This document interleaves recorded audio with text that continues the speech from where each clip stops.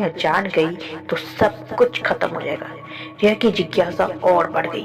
उसने कांपते हुए कहा, मुझे वो राज देखना है। औरत गुस्से में चिल्लाई, बोली, नहीं, तू नहीं देख सकती।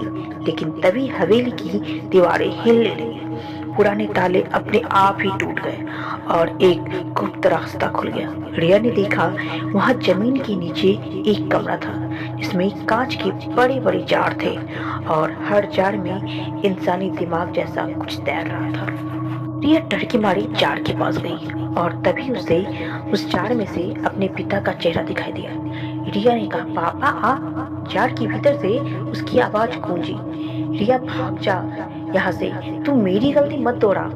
ये औरत लोगों की यादें कैद कर लेती है। हमने हवेली के खजाने का सच जानना चाहा था, पर ये खजाना सोना चांदी का नहीं है, इंसानों की यादें हैं। रिया रो पड़ी तो बोली, पापा मैं आपको छुड़ाऊं कैसे? पिता ने कहा, उस औरत को हराने का बस एक ही तरीका है बेटा, डर मत। तेरे पास मेरी चिट्ठी है ना, उसमें से आखिरी लाइन पढ़। रिया ने जल्दी से जेब से चिट्ठी निकाली और पढ़ा, सच का सामना करने के लिए उसका नाम पुकारना मत भूल।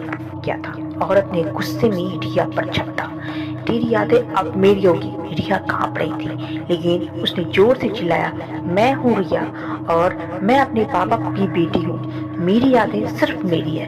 अचानक हवेली की दीवारें कांपने लगी, जार एक एक करके टूटने लगा और अंदर कैद यादें आजाद होने लगी। लाल साड़ी वाली औरतें दर्द से चीखने लगी, नहीं नहीं, अगर ये सब बाहर आ गया तो मैं मिट जाऊंगी। रिया ने आखिरी बार जोर से कहा, अब ये हवेली भूल चुकी नहीं रहेगी। सच सामने आएगा और उसी पल हवेली जोरदार धमाके के साथ गिरी। अगले दिन सुबह जब गांव वाले दौड़े तो उन्होंने देखा कि हवेली की पूरी तरह ढह चुकी थी। रिया बेहोश पड़ी हुई थी। जब होश आया तो गांव वाले उसे घर लाए।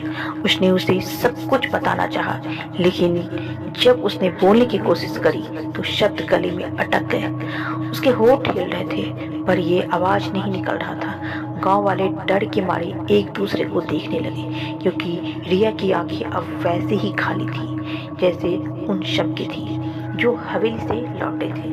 कहते हैं उस रात के बाद हवेली सच में मिट गई, लेकिन गांव में अक्सर लोग अभी भी कहते हैं कि कभी कभी जंगल में के बीच से कोई लाल साड़ी पहने औरत दिखती है और जब हवा तेज चलती है तो उसके साथ किसी लड़की की फुसफुसाहट की आवाज सुनाई देती है, मैं हूँ रिया। तो ही डियर, आपको हमारी कहानी कैसी लगी प्लीज हमें कमेंट्स में बताएं और हमारे वीडियो को लाइक और सब्सक्राइब करना ना भूलें।